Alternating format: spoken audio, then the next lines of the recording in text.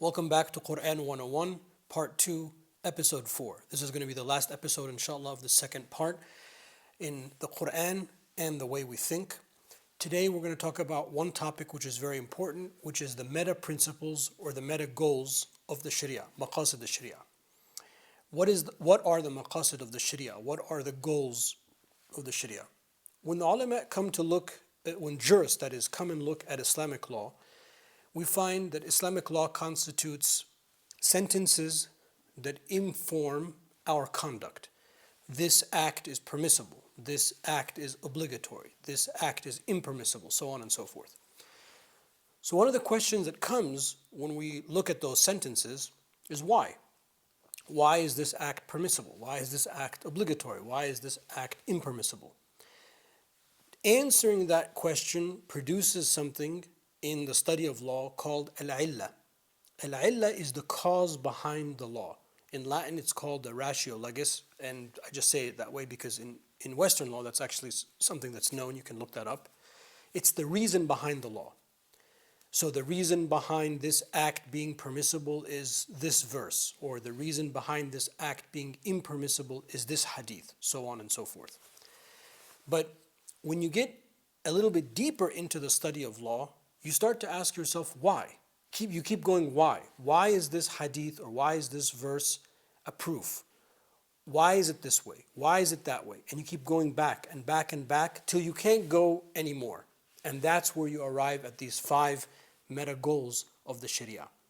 The 5 meta goals of the Sharia are the preservation and protection of life.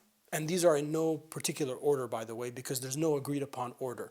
Life, religion, intellect, human dignity, and property.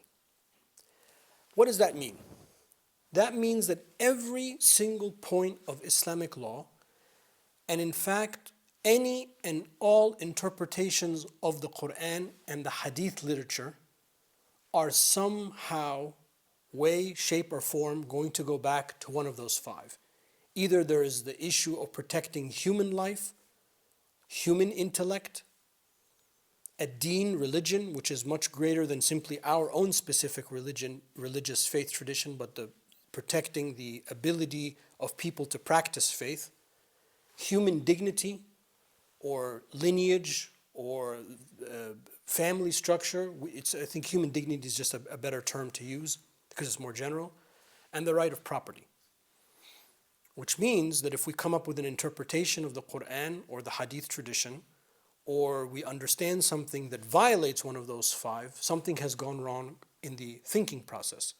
So these 5, not only are they a tool for us to understand and group the rulings of Islamic law, because this is a tradition that comes from the jurists, but it's something that we apply to the religion itself, and in the case of the series of these little videos, the Quran.